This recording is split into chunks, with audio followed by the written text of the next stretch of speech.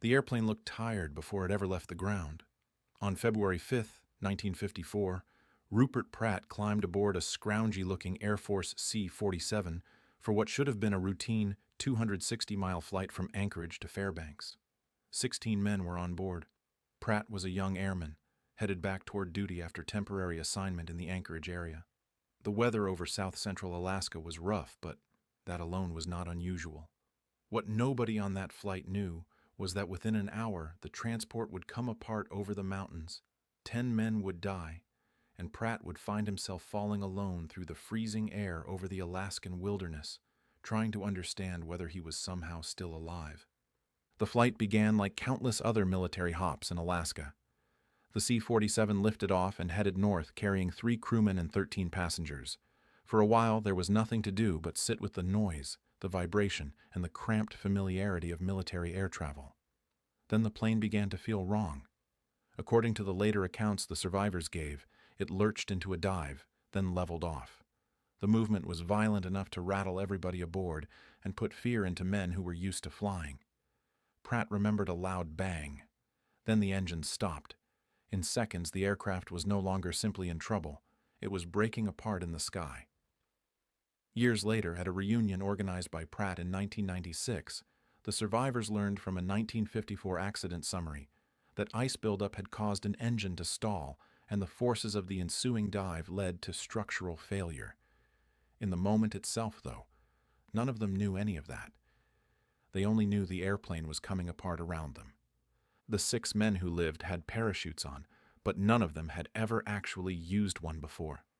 That mattered now more than anything else. Pratt did not step neatly into open air. He was hurled into it. One instant he had been inside a disintegrating transport, surrounded by noise and metal and panic.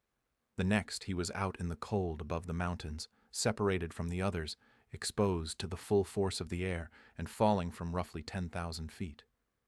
Edward Fox later remembered opening his eyes and realizing exactly where he was. Edward Olson later said it was the loneliest moment of his life. Pratt had the same problem every man in the sky had. He had to get the parachute open, get to the ground alive, and then survive wherever Alaska chose to drop him. He hit the earth hard on Kasugi Ridge in the Alaska Range country, bruised, shaken, and alone in snow and rock. The crash had scattered the survivors over a wide area. Somewhere else on the mountain, Eli LeDuc, Huey Montgomery, and Bobby Salas had come down closer to the wreckage. Pratt landed apart from them. At first there was only the physical fact of survival. He could still move.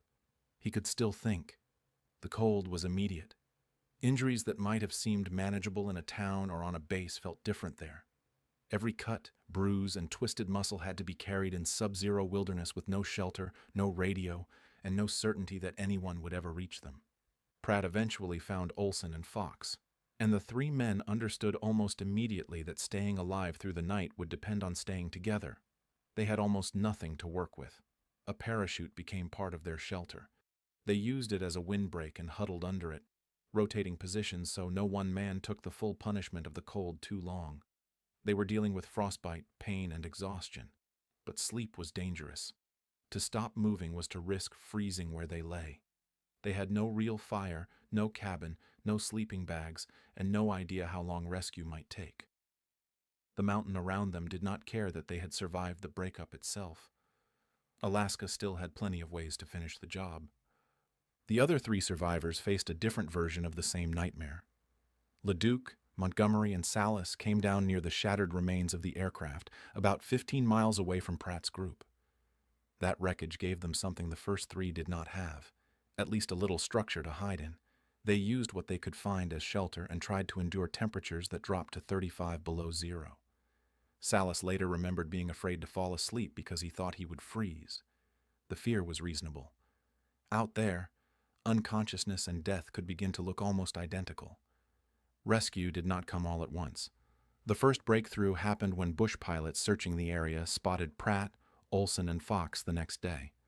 Those pilots were Cliff Hudson and Don Sheldon, legendary Alaskan flyers who knew the mountains and knew how easily weather could turn a rescue into another disaster. Hudson reached the 3 men first. According to later accounts preserved by Pratt, Air Force Flight Surgeon Major Carl Russell also joined the effort to treat the injured. Food and hot coffee were brought in. Injuries were checked. Once the weather allowed it, the three men were flown out. They had endured only one night on the mountain, but it had been enough to mark them for life. The others had to wait longer. Leduc, Montgomery, and Salas remained near the wreckage for about 3 days before they too were brought out. That extra time mattered. Every hour in that cold deepened the danger. They had already survived the breakup, the fall, and the landing. Now they were surviving exposure, isolation, and the constant mental grind of wondering if searchers were close or hopelessly far away. By the time all 6 men were finally taken to Anchorage for treatment, the immediate crisis had ended, but the experience itself had not. Even then, in the way the military handled things in the 1950s, there was little room for prolonged recovery. According to the survivors' later accounts, they were back on duty within 2 weeks. That was the official ending. It was not the real one. For decades, the 6 men carried the crash in private. Bobby Salas later said it never left him. Every time he heard of another plane crash, it came back. Fear of flying stayed with some of them. Nightmares stayed with some of them. One of the hardest parts was not fully knowing what had caused the disaster. Pratt, by then a retired elementary school teacher in New York, kept thinking about the others and about the families of the 10 men who had died. On the 42nd anniversary of the crash, he decided to find the survivors again.